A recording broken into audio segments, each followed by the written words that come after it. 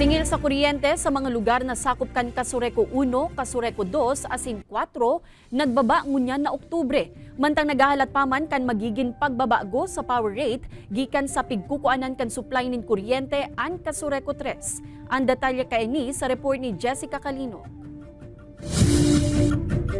Para sa bulan nin Oktubre, nasa 8 hasta 9 pesos na sana ang taripa sa kada kilowatt-hour kan makukonsumong kuryente sa mga lugar na sakop kan Casureco 1. Haliman sa dating 10.0228 per kilowatt-hour nin kuryente, nagbaba sa 9.7821 pesos na sana ang singil kan Casureco 4 sa saindang mga konsumidor. Good news man para sa mga konsumidor kan Casureco 2 taan taripa kan kuryente para sa bulan nin Oktubre. Naghihiro na sana sa 14 pesos hasta 6 pesos per kilowatt-hour. Sigun sa nasambit na electric cooperatives, mayor na nakakakontribuer sa pagbaba kan taripa sa kuryente. Ang hababa man na presyohan kan wholesale electricity spot market na sa indang pigkukuanan nin supply. And may tig-pa-implement kita ning adjustment. Bali naglaog po ito ning 3 months. Kaya hanggang pong October, ngunyan na bulan na ini, talagang hababa sa tuwing taripa sa kuryente.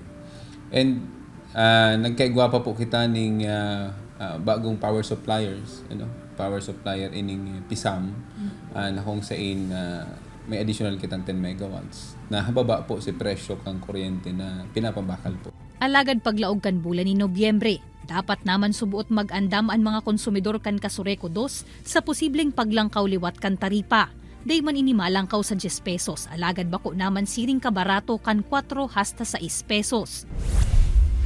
Ang Casureco 3 na may sakop kan Rinconada area, mayo pa man subuot nin kapot na impormasyon sa presente kung mababa o malangkaw ang singil ninda sa kuryente ngunyan na Oktubre.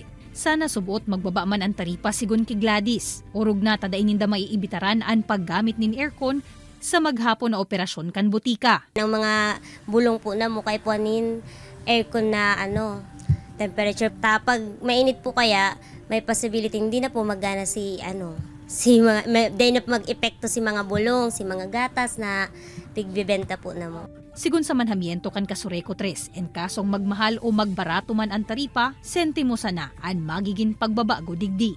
Kaibanan si Gerald Gandia, Jessica Calinog, Balitang Bicolandia.